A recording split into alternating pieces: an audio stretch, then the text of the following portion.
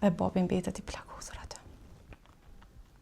Kam qenë veç 8 vjetë, në mëngjes, kur e kuptova, nga lotët e nënës dhe gjyshës, e dita që diçka ka ndodhur me babin. Nana që ato e di që ka thonë, ma nuk ka me u kthy ma. Jo, s'ka me u kthy ma. Çka ndodh natën?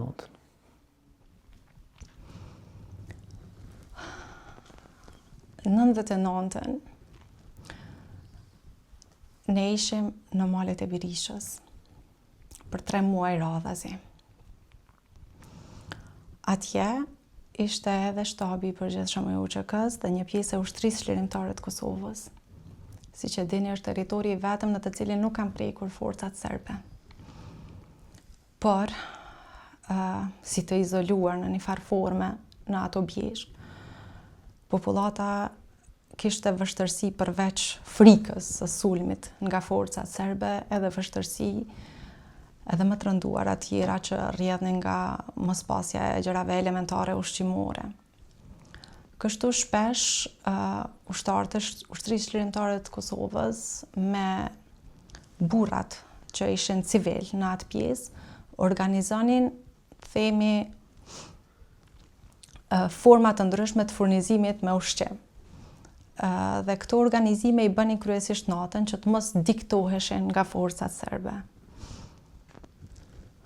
Shumë shpesh babi ju ka pri këtyne organizimeve bashkë me shokët e tjerë, edhe kanë arritur të sigurojnë miell dhe gjërat elementare për ushqim për ato familje, mira familje që ishin në bjeshtë e Birishës. Me 29 maj, 99, babi t'i kërkojnë prap me shku edhe me organizu një furnizim të tjetër. E di që në familje kur e diskutoj këtë gjë, e kundërshtuan. E kanë kundërshtu duke I thënë që s'ka shumë ditë që ke shku, prit pak, mos krijo dyshime, edhe ai ka qenë shumë këngolës, edhe ka desht me shku patjetër. E mbaj mend që kur ka ndodh atë ditë, ne e kemi sot ende kapelen e babit, duke I thonë gjithë që jo mos shko, pritni edhe pak. Daja em e kundërshton ashpër dhe ja kap kapelen që e ka pas të kapën me jaknën që e ka pas vesh, edhe I thot, në asnjë mënyrë mos me shku, edhe ai është njohur për shumë gozimtare dhe këmbgulës, sidomos kur I është kërku një favor nga dikush, ai ka bërë çmos që ta realizoj. Edhe I ka mbet dajës kapela në dorë dhe ai ka vazhdu furishëm tek grupi prej 30 vetash që e presnin. Janë nis 31 veta. Ku kanë pas me shku? Kanë pas me ardhë në Komoran, tek shtëpit tona, sepse aty ka pas furnizim të mjaftueshëm me miell. Edhe babi ju ka pri. Ka qenë shumë vigjilent, edhe rruga që tani na shpije për të shtëpia, në atë ku ka qenë e pashtruar, edhe në maj ka qenë lagështi, edhe ai ka vrejt gjurmë të reja të tankave ose autoblindave të forcave serbe. Edhe në atë mesnat, nana thot që ka qenë një han tepër ndriçuese, edhe shumë dritë. Ai ka sinjalizu shokët e vet që ndaluni se s'është situata në rregull. Edhe në momentin e parë që e kanë vrejt forcat serbe që ky po sinjalizon të tjerët, kanë fillu edhe kanë shtën, që I bie kanë shtën në derë të shtëpisë shumë afër.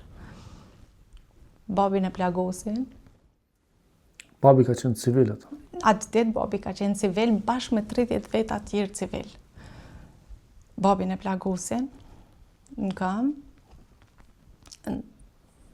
ndërsa në pamundësi për të mbrojtur dhe për t'ju kundërpërgjigjur me zjarr forcave serbe, shokët e tij largohen dhe babi mbetet I plagosur atë.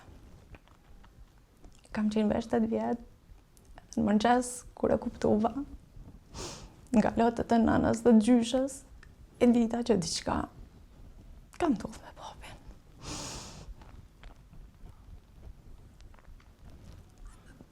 Posa është bë dritë edhe mami ka gjetë dylpit e babit. Bashkë me dajen kemi shku në pikën më të lartë të Bishkës, atje e quajtur Pallanik. Edhe kemi vazhgu me dylpit se çka po mundemi me vrejt prej vendit ngjarjes, se është parë, domethënë vendi ku ka ndodhur sulmi ndaj babit. Edhe kemi parë që 300 metra larg shtëpisë tonë ka qenë një makinë e forcave serbe. Edhe si që thot nëna, një makinë e bardhë, ndoshta NIV, nuk e di sakt tipin. Edhe kur jemi kthy aty, kemi gjetë disa fasho diçka, cigare. Atje vetëm atë makinë kemi pa që ka qëndru aty për një 30 minuta, ashtu diçka. Edhe pas asaj, prej asaj pike, makina ka lëviz te postbloku i ushtrisë serbe, që ka qenë në vendin e quajtur Qukat. Aty ka qenë ushtria serbe. Tash, për të qenë sinqert, në atë kohë thonin që kjo pjesë e ushtrisë serbe është pak më e disiplinuar dhe i respekton rregullat e luftës. Edhe ndoshta kjo më hepat shpresën që ndoshta ata mund të kenë një detaj se çfarë ka ndodhur me babin, ose ndonjë fakt, ndonjë provë çfarë ka ndodhur me babin. Prej aty, Niva pastaj, ose ajo makina e bardhë, pasi ka qëndru edhe një periudhë të kohës te postbloku i ushtrisë serbe, ka lëviz në drejtim të Komoranit, derisa ma nuk kemi mujt me pa me dulbi. Kur jemi kthy, vendi i parë normal që kemi shku edhe kemi... Hajtë kujtoj pak, çka ka thonë nona atë? Ajo ton kohën, doja ishte ai ma shumë që sheke për i dulbive, por ton kohën nona insistoj ke me po vetë. Edhe e di që ton kohën ka thonë nuk ka me pështu ma, s'ka shans me pështu ma, se babi ka pas disa tentim rreziku për jetë në mesin e krejt luftës. Edhe është shqu për ndoshta guxim të tepruar në atë situatë. Edhe nana që ato e di që ka thonë ma nuk ka me u kthy ma.